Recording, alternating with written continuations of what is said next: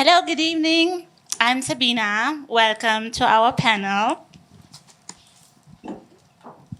Whew, so many people. Welcome to our panel discussion. And I'm very honored to be moderating this very special event today. I'm pleased to introduce our panelists for today's discussion. The topic is about nightlife and accessibility and how we can contribute to make it safe for all of us. Like this. I will start introducing our panelists from the left.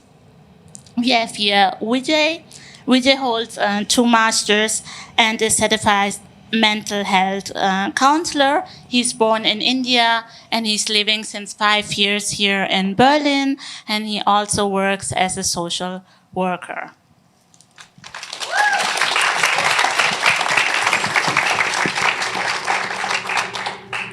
Thank you for being here. Then we have Licorges Porviris. I'm allowed to say Lico. And he's a visual artist from Oslo and Athens. He holds a BA for Athens School of Fine Arts and a Master of Fine Arts. Lico creates new mythology and legend, but he will explain it by himself later what that exactly is.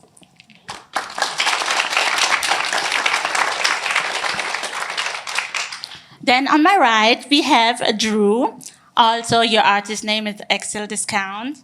And Drew has BA in musicology and media studies. They is a DJ, sound artist, composer, producer, and we will hear you sets later on tonight as well. Welcome.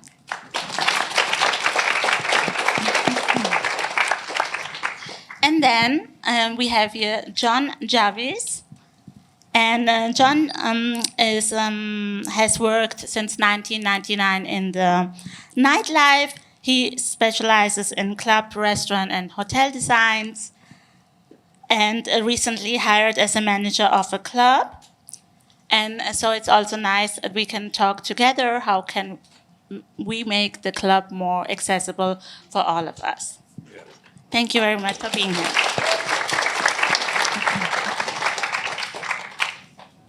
So first of all, I would like to know from all the panelists how they experience the nightlife. I will start from the left. Vijay? Hello, everyone. First of all, thank you very much, Sabina, and all the crew for organizing such a great event. Myself, Vijay, I've been in Berlin for the past 5 years. And I'm a super night-loving person. You can call me a night owl. And if it's summer or if the weather is nice, I spend most of the time outside, maybe till 2 a.m., 3 a.m. And of course with my friends most of the time. And some of them are here already, and they know the struggle when we go outside, either in pubs or bars or any such places. Most of the time, we need to contact the people, the pub or bar, or maybe someone in our group need to go there to check if the place is wheelchair friendly or not, so that I can also join the people. So that's such a true pain in the ass, but since I have my friends to help me, they somehow help me to get inside the bar or pub or clubs. But there are many people who do not have many friends, or who really want to go outside, but most of them are alone. They really struggle to go outside without such help and without the accessibility in such public places. When talking about clubs, here in Berlin, many clubs are, of course, wheelchair accessible, but at the same time, many clubs are not wheelchair accessible. And also the attitude, the behavior of the staff, the workers in the club is sometimes really rude. And last but not the least, the restroom for the wheelchair users. For for others, for example, if the washroom is not that occupied or it's not that neat or good to use, they can use they always have other options to use. Maybe there are other washroom, other rooms, or they can go outside to use to make their to fulfill that need, of course. But for a wheelchair user or the person who is disabled, if the washroom for them is not neat or well occupied, there is no other option. That's the dead end. So that's one of the super main concern that we used to face when we go to clubs. And also sometimes lock doesn't work properly and someone needs to pull the door from outside so that we can spend some time inside. These are the main concerns that I face being a wheelchair user in clubs and in pubs or other public places when I go outside and spend time with my friends at night. And we can discuss it a bit elaborate, and I'll pass my mic to my Paul. There you go. You have your mic here. Thank you. I have my mic here. Hello. I'm Lykurgos. I actually wouldn't like to talk about new mythologies and legends because it's not related to the topic of the night. So I am an artist based in Oslo and Athens, whatever. And then I'm also like a person with a performer, also like performing in clubs and bars and stuff like that, but also a person with low vision or 85% blind or something like that. It's called my experience in nightlife. I have a lot of problems concerning the security people or the bouncers, or what are they called? And sometimes with the people working, but I don't want to comment on the people who are working because they just want to get money, and maybe want to comment on the people who are wannabe cops. So these bouncers, I have faced some problems, plenty of times actually. Also in Berlin, in Oslo, in Athens, there are no bouncers or security people that are like sort of humiliating or discriminating me, like, I don't know, they think that I'm drunk because, I have many examples. If you want, I can go in detail. But a lot of times they have been like, and why do you look so weird? Or why do you look at your phone like that? Why do you look at me like you want to hit me? Because my center of vision is like on the side. So if I look at you like that, I don't want to bully you. It's just that this is my center vision. Anyway, so my experience with bouncers in nightlife is not so good. Also, it's very hard to find where things are when you are with low vision. So you go around and trying to figure out. I guess it's worse. That's it. Pretty much my experience in nightlife. Thank you. Drew? Yes.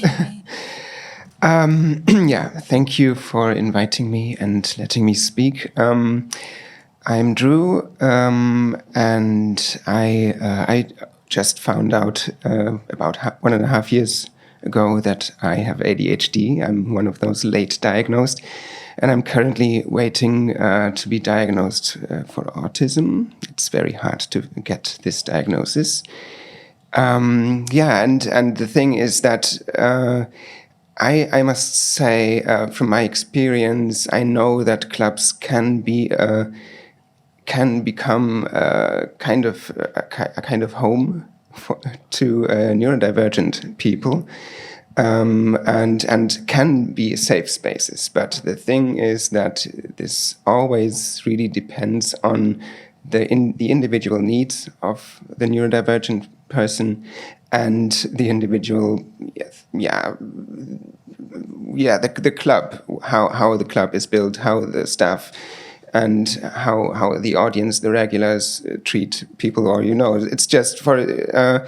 I've just realized that it's kind of my social life happens in nightlife because that's where I feel the safest, because I am easily overwhelmed by sound, which is weird if you think about it.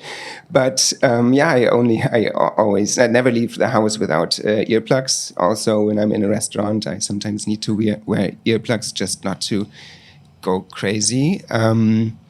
Or just lose control from feeling overwhelmed.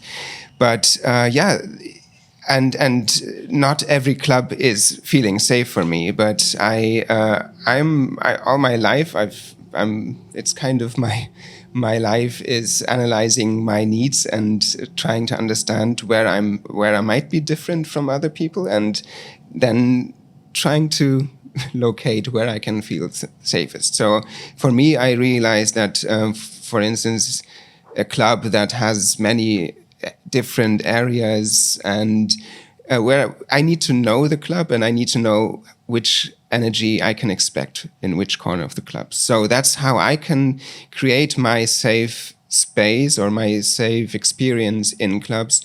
And of course, it depends if if I have a problem, if I will be taken seriously by the staff or also the audience, if I can just be myself and as a non-binary trans person also.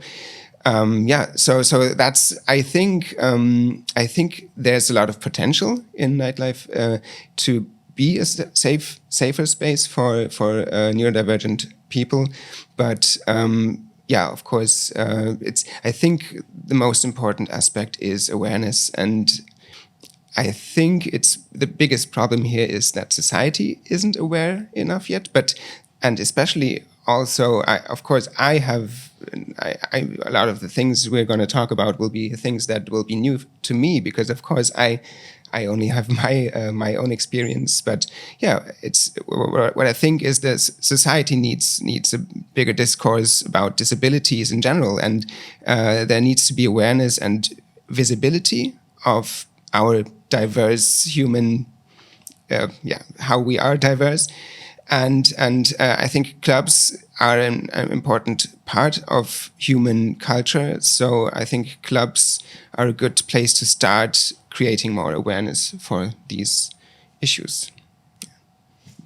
Thank you. Oh yeah, and maybe I can also just I work in nightlife. I've been a DJ for 20 years now, I think, and I've learned event technician before studying and doing other things.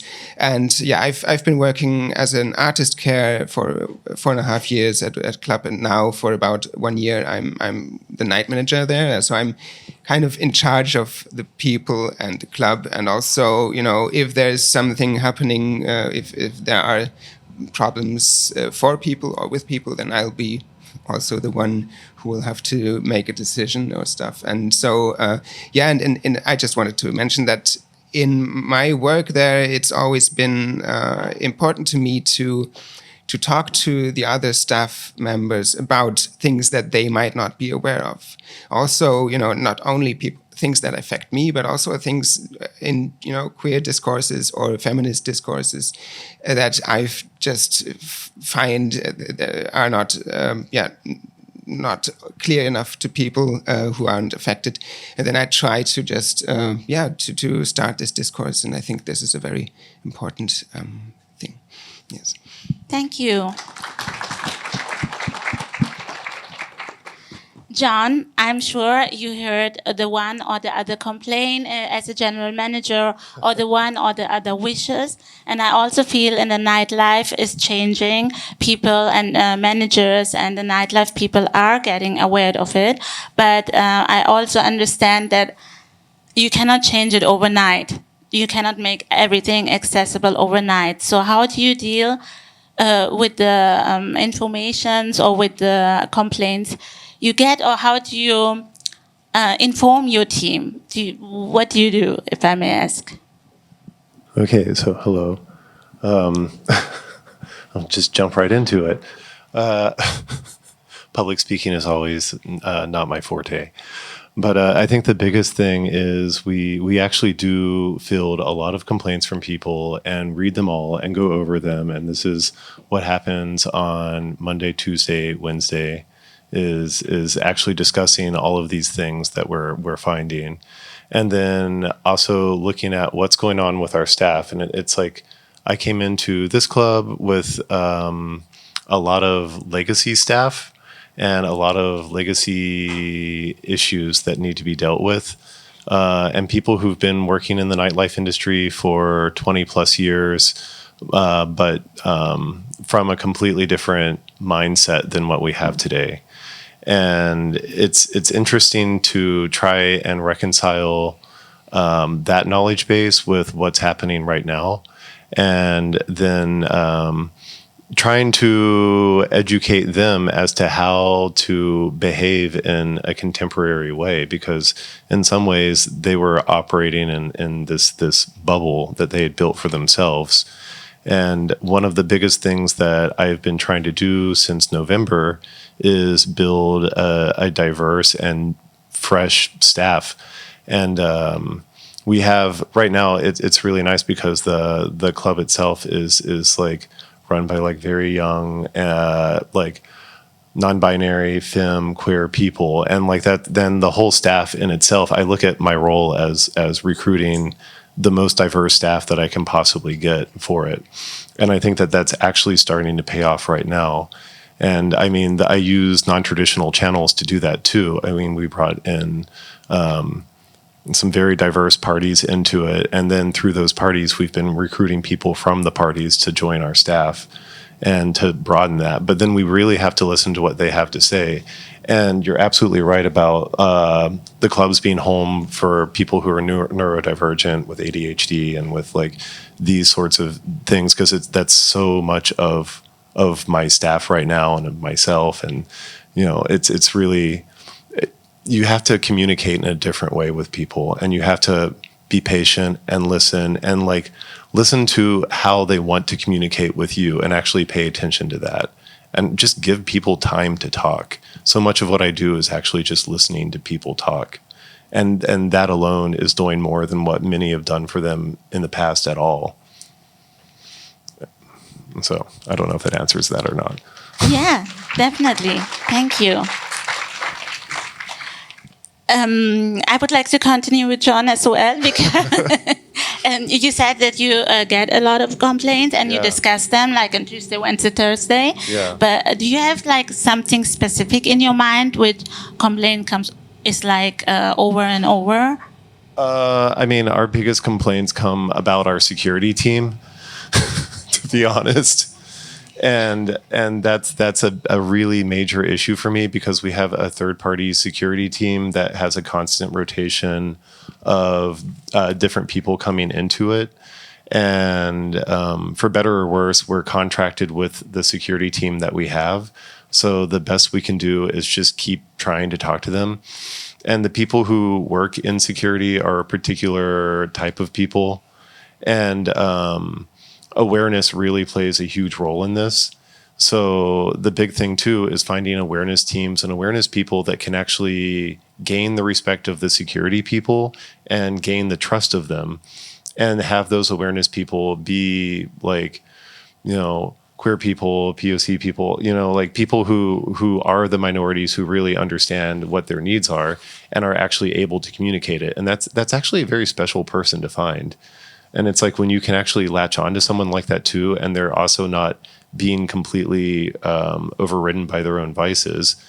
The security people you're talking about? I'm talking about awareness people. Oh, okay. And then being able to communicate with the security people, then that's, and like one of the things I struggle with is finding people who can train the security people that we have and continually work with them to get them to grow and understand. And the change is slow, but it is happening. But I mean, like, whenever we get new security people in, they hire a new, like, 3 or 4 people, and then I catch them doing something stupid. And then I'm like, okay, why is this happening? And then the security people themselves, too, because our security team, they're all minorities themselves. They're not, like, white German men. They're actually all immigrants.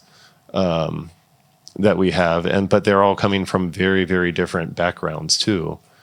And then, I mean, just this last weekend, like one guy, like people were so disrespectful to him, and he was really having a hard time with it. And then he had like a freak out, and I had to like just sit with him, talk to him, calm him down, talk to him for a little bit, because it was just people were being really disrespectful to him. But also, I don't want him going back into the party with that energy, because then it causes like a toxic environment in the party. True. And I have to say, I understand also the security people. I'm also a job counselor at the job center, and I do give a lot of people the chance to be in a security. They come from also from a minority, which is not really, based in Germany. They have a lack of the German knowledge, and the aim is to earn fast money to, give it to their children and to their wife. And the security certificate is done in 1 to 2 weeks, and then they want to work and earn money. And I think even those in the school, the whole security course must change. They should have something like an awareness as well, because I think not the awareness team that's not the only job from the awareness team to give this awareness also to the security, because you're absolutely right? Because that's the possibility you see as a general manager. But from my side of a view as a job consultant as well, I feel like even the awareness people cannot have the whole Verantwortung. The load, carry the whole weight carry the whole weight. The burden of carry the whole weight in their job. So it's difficult for every side, for the awareness team, for you, for the security, for. I mean, I think that I'm depending on the awareness people a lot right now until I'm able to get the security team to have more buy-in and understanding of nightlife. Because I think that is also a constant problem, because like these aren't party people, and they're also people who don't have exposure to this demographic that's coming in. So often I think that there's this underlying, not animosity, but a distance that they have to the guest. And I think that they need to have more buy-in and more sort of compassion for what people are going through. And so much of what I'm always saying too is like, don't shine your flashlight in people's eyes. Don't go up, like, don't touch people. Yeah, true. Thank you. So I also have a question for Liko. I have asked you before that I wanted to know, when you go to a new venue or to a party or to a club, which you don't know how the accessibility is, and what do you do as a person with a low vision before you enter or go somewhere? I enter and then I discover. It's a new adventure every time. Yeah. It's okay. Yeah. No, I don't know. What was the question exactly? No, the answer is perfect. Yeah. Okay. Well, I had a comment actually on what Anton said about that. Yeah, because I understand the class manner here, but the thing is that I have been receiving this kind of behavior by white muscular guys from the security, which are usually having some weird tattoos. People said, I didn't see them, like iron crosses and stuff like that. So I don't know, and especially, actually, this has happened to events that are supposed to be aware, like to raise awareness, about like queer clubbing, etc., etc. So yeah, I understand the class manner, and I've never had a problem though with marginalized. Yeah, so I'm not sure. Maybe it's I don't know if the club should pay for a course. Like if the club should hire people. But you said you're hiring. Yeah, I mean Yeah. the club should absolutely pay for people to train Yeah. their staff. Other clubs that I've worked at, I've gone through multiple training sessions, and there Yeah. are people who specialize in that in Berlin. Yeah, because yeah, a security company, I guess, works in every context. It hires security people for oil companies and for nightclubs, right? I mean, we use security company in Berlin. I mean, there's security companies that just do clubs. Ah, okay. So Yeah. it's not like we're using like they don't like switch between here and like a Sparkasse. They just Yeah. they do the club. Okay. Yeah, that's. Yeah, but I think it's like basic that you don't put a lamp in the eyes of the. My mic is gone. You've been cancelled. I've been cancelled. I've talked enough. I'm done. Oh no, I'm there. That was quick, Sabina. That was quick. So, I think, and now I forgot what I wanted to say. Don't harass people. Basically, with your flashlight. Yeah, exactly. That's like basic understanding. You know, nobody is expecting to know the doctor's degree or something. It's just the basic knowledge of talking from human to human.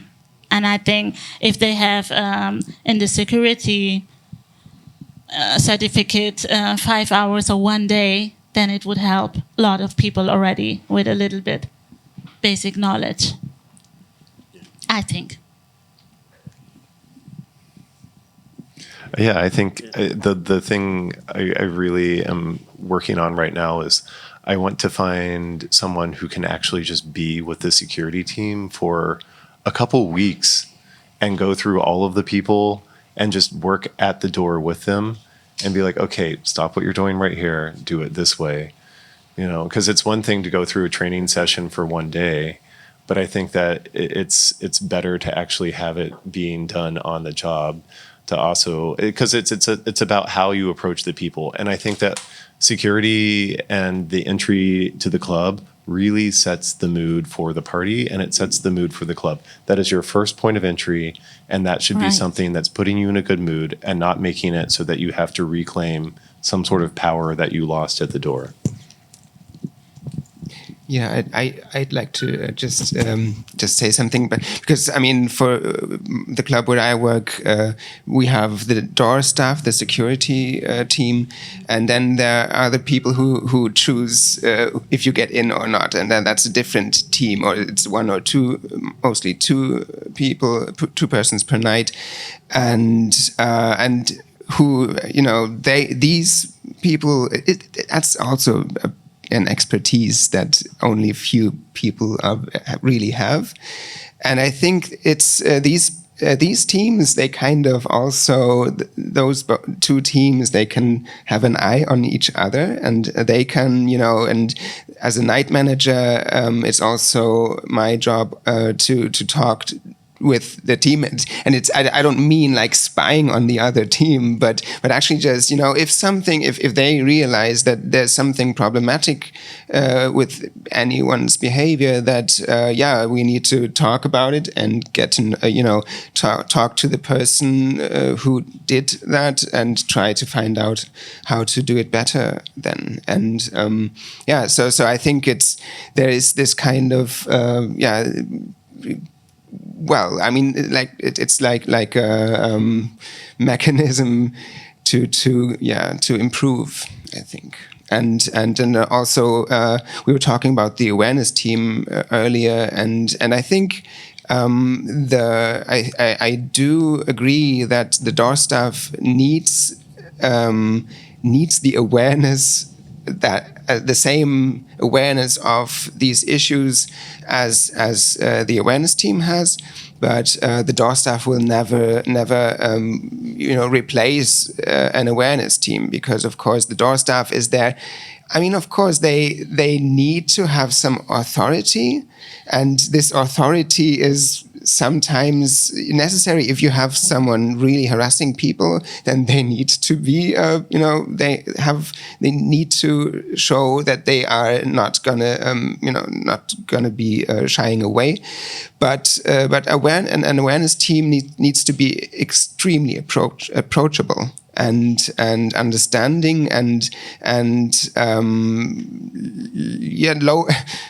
the people don't need to feel like they need to pay a lot of effort to approach the awareness team. And one big problem with of course, I think it's every bigger club should have a well-trained awareness team, but also I think as a society or also as part of this capitalistic system, we need to be aware that each individual working in this awareness team is a human being, and how hard this job is actually, and if we don't take care of these caretakers, they will eventually break, because it's a high psychological pressure that they're under, seeing people collapsing or in emotional crisis or overdosed or something like that, and it's a lot of and so we need people to take care of the caretakers as well. So it's just I think this is also something that we need to keep in mind, to take care of each other.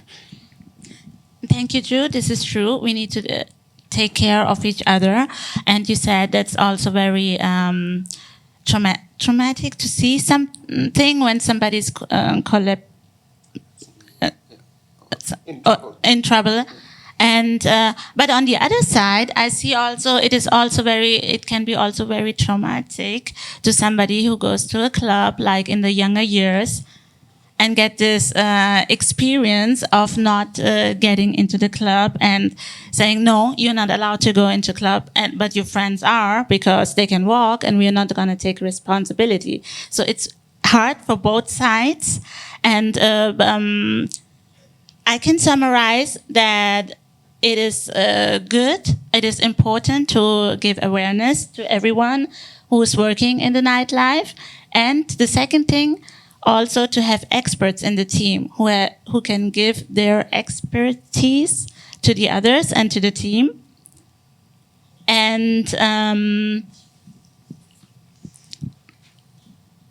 we have, like, I experience, now I'm going into my other job, like as a job counselor, like there is a problem in finding people with a disability and finding a company to get together. I find that's difficult, because people think there's a myth that you cannot fire or get away from a disabled person once you hired them. It's like a lifelong marriage, which is not. And over there is also important to inform them about the legacy, like laws and stuff, that is not like that, and they don't have to be scared to hire a disabled person, instead of asking their experience to use it in their business. You wanted to say something, Lico? I have a question. Yes, please. So I understand having security guards in the entrance, so people, if you have entrance in the club, for the people not to say, fuck off, I'm not paying, I'm going in. But the nature of having many, and I understand also having security guards inside, in any case something happens and then, they have to stop the... But the nature of this kind of employment, of being in front of the door and doing face control, is problematic in itself. Because most of the times that's what they do. They do a face control. You're getting in, you're not getting in. It's not the security that does that. Yeah, okay, in Scandinavian countries it is, but yeah, sorry, yeah. Maybe here it's not.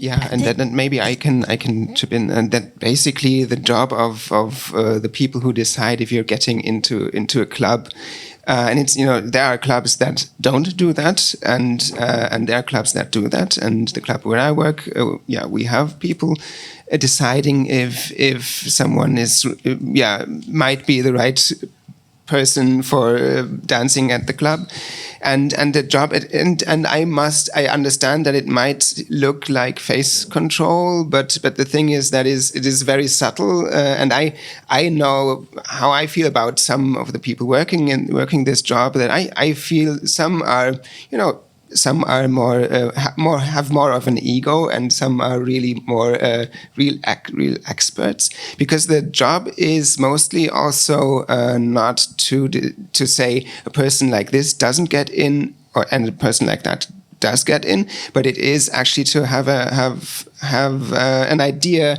how the mood is in the club at the moment by knowing who they let in, and then trying to create the energy. And it's a very the thing is, it sounds like a fairy tale or something, but actually I know that it is happening, and that it can be done very well.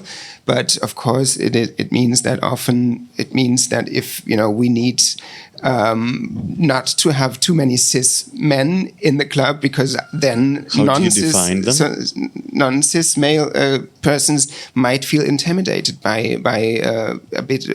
a macho energy. And the thing is, defining them, I would say that is the expertise that I talk about of these people working in these jobs. That it is. It doesn't matter if the definition cis male or queer or whatever, that doesn't matter. It is actually really, they have a sensor for energy.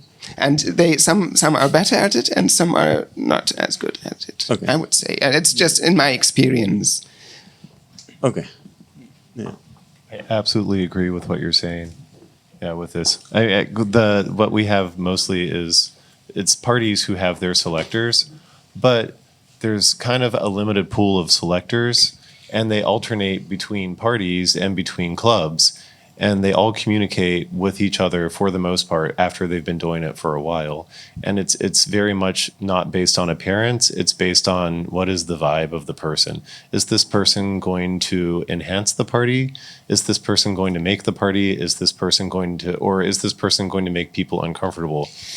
And it's the job of the selector too, when they say no, to do it in a polite enough way that that person doesn't necessarily feel bad, because like you can always say to them, okay, this is this and this party. Is this a party you want to go to? And and if that person's wasted, you can be like, okay, this party's not for you. Yeah, in the big picture, I understand. Like you can sense sometimes a very straight energy, but because I know people who have been. Anyway, this is a very specific situation though. Maybe I shouldn't mention it. But yeah, in a big picture, I understand. I'd like to say one more. I don't want to take up too much space on time. So No. The thing is, what I think, Liko, I feel I understand that you. Your experience with bouncers, and you say wannabe cops, and I totally understand what you mean. And I think that's also something that is changing in the subculture spaces more and more, that of course we need more non-cis male bouncers. We need bouncers who don't have this straight macho energy, and we have great cis female bouncers in our club, and then the thing is, and we need this diversity also to have, not only German white bouncers, but also, from different cultures and backgrounds, because of course the diversity of the team will create the energy in the club at the end. Yeah. And the thing is, clubs need to be aware of the energy that they create by hiring certain people. And I've seen a lot of change, especially since Corona. There have been many discourses about racism and sexism, and it's something that clubs need to work through. But I think it's something that is happening, and we're not there yet. But I think there is, at least in some places, there is more and more awareness, and I think it's I think it's very important not to hire wannabe cops. Yeah. Thank you. Thank you for sharing your experience. And we wanted also to gather together how we can make the nightlife better. And since we are all experts, and we can also have help John's life to make easier when we give tips from the expert. Please. So, Vijay, we have talked before the panel starts what we wish as a wheelchair driver from the club to make the life from there easier and our life easier. Sorry? We have talked about it, what we want, what would make our life easier, and how we can help the club to get more accessible. According to my experience, in a couple of clubs in Berlin, that as far as I know, the management is fully open to accept or include disabled people or wheelchair users in the club. But the problem is the workers. Not all the workers are aware of this awareness or the policy of the management or the basic humanity of including every kind of people in the club. So what I believe is the management has a responsibility to make or the spread aware, to make all the workers aware about this accessibility or inclusion of disabled people in the club. So it can make some difference, what I believe. Yeah.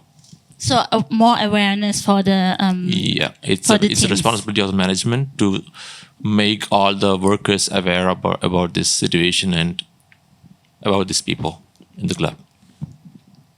Okay. Liko, you want to say something? Maybe that the clubs have to limit their, profit and spend some money on awareness and accessibility and everything. Yeah. Thank you. I would like to say that basically I think what's really lacking is the awareness. And the thing is, and I know that I'm a privileged person because I can access clubs that people who are in a wheelchair cannot. And the club where I work at, it is an old building, and it will, unfortunately, it cannot be made wheelchair accessible. However, I think a few nights ago when I was working a week ago, there was a person in a wheelchair, and probably they have friends who just really carry them upstairs, and then they were on the dance floor. The thing is, I think what we really need is to start more of this discourse that we are privileged some in some ways or other ways, and of course we don't become aware unless we start actually trying to open our eyes and I think just putting up posters in all clubs would be just the first step, but it would at least finally really make some privileged people aware of their privileges, and I think that's just a very important thing, but it should not stop there, of course. And Thank you. Like, I can even say something as a person who experienced those problems in nightlife too. When I was younger and lighter, then there was no problem carrying me in the club. But now, it's like I do think, do I want to do that to my friends going in a third floor? And do I want it? I can get up, but not come down when everybody is drunk. So then the problem starts. For me, it would be easier if the homepages from the club, the websites, had more information. Like, I can say, like, okay, I want to go to this party or see this artist, but the club is maybe wheelchair accessible, but the bathroom is in the cellar. But then again, I can say, hey, maybe next to the door is a restaurant where it's a wheelchair accessible bathroom, and I can still visit your party and go to the restaurant till it's open, for example.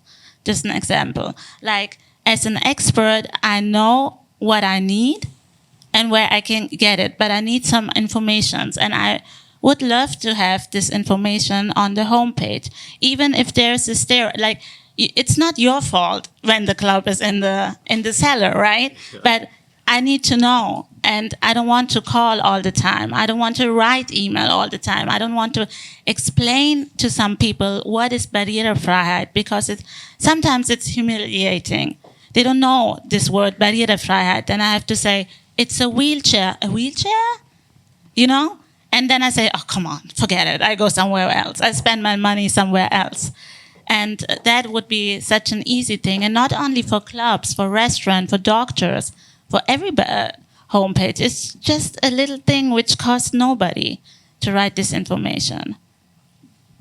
This is really good feedback, because we're actually in the process of building a new website. Because we don't have access to the old one. So this is actually things that we can be putting in too. And when you said that too, I thought, oh, well, this is also information that should go on the resident advisor as well, because I think that's actually what people check more than our personal website. I think you only go to the club's website when you want to figure out what the lost and found is. Yeah, I think actually putting this directly on the resident advisor. This is the main floor is wheelchair accessible, or the second floor is not. And in our club, this is an ongoing conversation, because our main floor is actually very wheelchair accessible, and we have a barrier-free toilet that is kept private all the time, because it's also shared with the staff. So then it's only for people with the need for that, and that's it. So you're not going to have to wait behind huge groups of people waiting to get into the stalls together. So, and then for the outside area, this is a conversation I've also been having, because the people designing the outside area have been trying to avoid dealing with that issue. And I'm like, no, this is actually a real thing. And you just can't shove all of your storage stuff in there and make a closet out of the wheelchair accessible toilet, which I see happen not just at this club, but at many places. So, but it's a really interesting thing to be. And then also the whole idea of talking to the staff. I'm like, okay, I have a meeting coming up next week. I should actually make this a topic to discuss. So, because I myself, I'm like, I don't know how to actually, what is our plan and how do we talk to people? Like, I actually don't know. You can book me. I can help you. No problem. Yeah. But until your website is ready, you can do a FAQ in Instagram. You know, just a little form information. Even the Google has this information. Not only you. You're sitting here, and I have the feeling I'm just saying you, but I mean for all of them, John. Yes. And I really appreciate. We really appreciate that John is here and answering our question. Please, I cannot hear any noises. Thank you. Thank you. Thank you. So. I might have also one more idea. Yeah, I'm really sorry if I'm talking too much. No, we are here. That's a discussion. No, because I've been thinking about also, disabilities that are not as visible, maybe, for instance, also, and I mean, just as, in the context of making clubs more aware of disabilities and needs that are not common, that most clubs probably don't fulfill. That maybe also it might be an option, and to offer on the website, to offer people who don't feel well or well accommodated in other clubs because of disabilities or neurodivergence or something like that something like if you have issues usually with clubs, or if we can help you, or just contact us, or contact, you can go to the door and maybe they can call the awareness team, and then just to say these are the things that I deal with or that I have to deal with often, and just as an opportunity. And I don't mean that if you don't do that, you can't expect people to take you seriously. But I think it might be a way of welcoming people who don't feel welcome often in nightlife. And Totally. just this idea. I mean, yeah, that's just something that came up when we were preparing this talk. Yes, that's what I believe too. You cannot expect something to change if you don't tell what the problem is. We cannot expect people to read our mind. And I think that's a very important point. Thank you, Drew. That people also should say like what they want and what the problem is. Only then teams can work on solutions. Thank you.